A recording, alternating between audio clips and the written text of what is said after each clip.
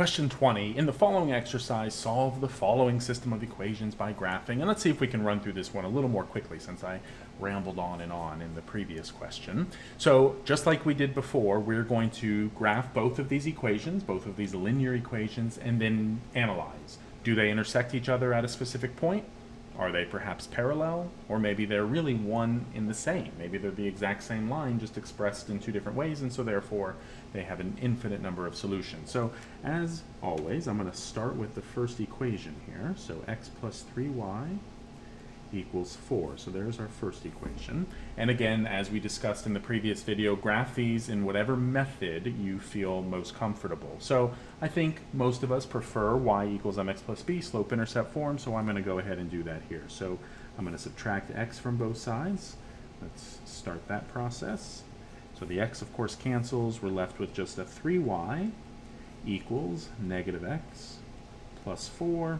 And then our last step here to isolate y, to get the y all by itself, is to divide both sides, or in other words, divide everything by positive 3.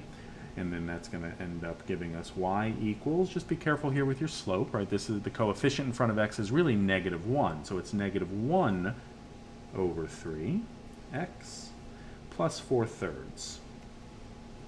Right? 4 over 3, no common factors, so we can't reduce. So we'll keep it just like that. And of course, now that we're in y equals mx plus b, we can identify those two key pieces of information we need. The easiest one, in this case, perhaps, is the slope, right? We can see the slope is negative 1 over 3, meaning we're going to go down 1 unit to the right 3 units. And as we talked about in class, if that minus sign sort of, confuses you, do I put it upstairs? Do I put it downstairs? Do I put it off to the side? I would recommend when your slope is negative, put that minus sign, put the negative sign upstairs with the numerator, and then if the numerator is negative, you go down that number of units, or if the numerator is positive, you go up that number of units, but no matter what, you will always run to the right, that number of units, whatever the denominator tells you to. And then we have our y-intercept given by the b value here. So the y-intercept is 0, 4/3. Now you might be saying, well, hang on, I don't really know where 4/3 is.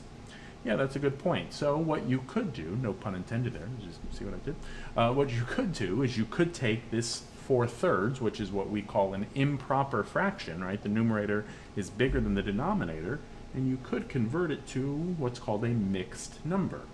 Or in other words, 0, and then to convert this to a mixed number, you say, well, how many times does the number 3 go into the number 4? And of course, it goes in 1 time. How many is left over? What's the remainder? Well, after you take 3 and put it into 4, 1 is left over, and then you always put your denominator as the original, right? There was 1 out of 3 left over. And now that's a little easier to sort of visually think about. Where is that on the y-axis? Where is that on the vertical number line that we refer to as the y-axis? So let's plot the 0, 1/3. So again, starting at the origin, which is 0, 0, the 0 for x says don't move left or right any, but we're going to go up 1 1/3, right? So up 1 and just slightly past that, right? Doesn't have to be perfect. How about the slope? Well, the slope tells us in this case to go down 1 unit, all right, and then to the right 3. 1, 2, 3.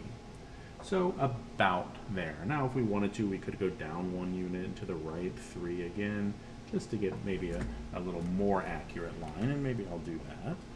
I don't know how pretty this is going to end up being. Yeah, not great, but that's okay. We'll take it for now. All right, so there's our first equation all graphed, and now let's go ahead and graph the second equation, and we're going to do it in a different color just to make it a little more visually appealing so that it's easier for us to identify what's happening. So starting with negative 2x minus 6y equals 3. Again, let's go ahead and put this into, how about y equals mx plus b, so we can add 2x to both sides. Easy peasy.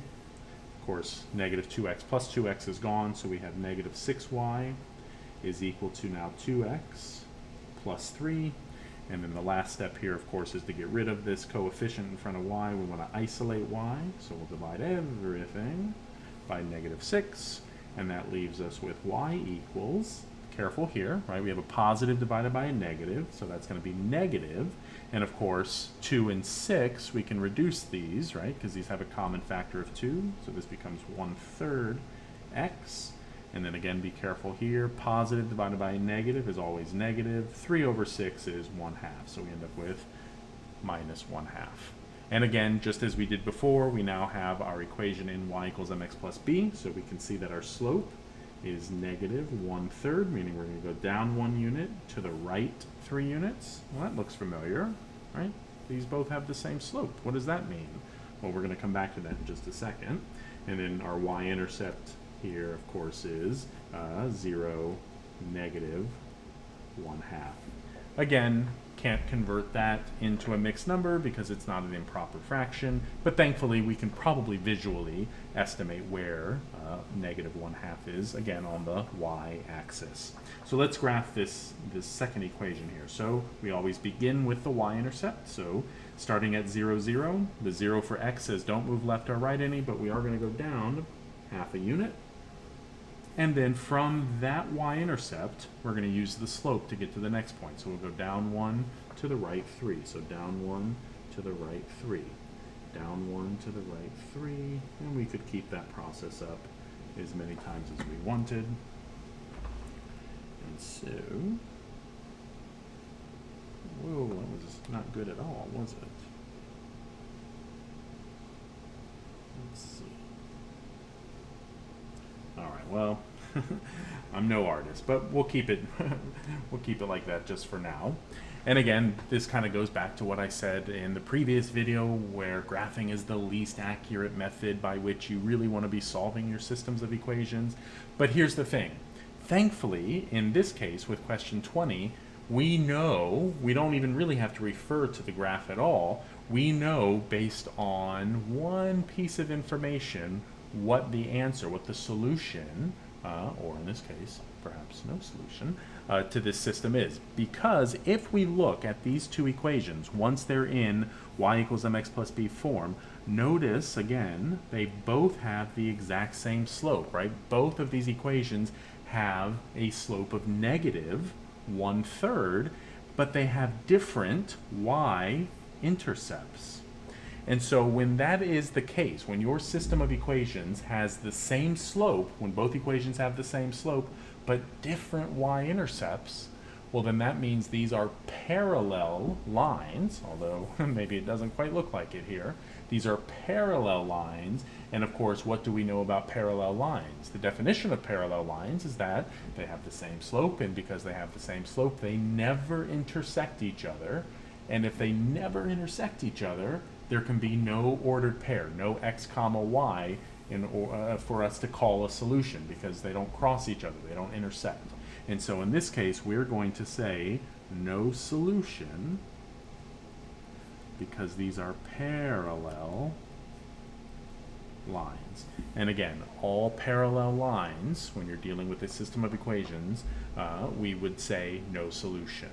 All right, so if you need to, pause the video and kind of think about that, sort of visually, the fact that if two lines are parallel, they never intersect each other, and if they never intersect each other, like we saw here in the previous question, right? If two lines don't intersect each other, then there can be no ordered pair solution, right? These are parallel, and therefore they never cross, so there's no solution to this system. There's no x comma y that you can plug into both of these equations at the same time and get true statements for both.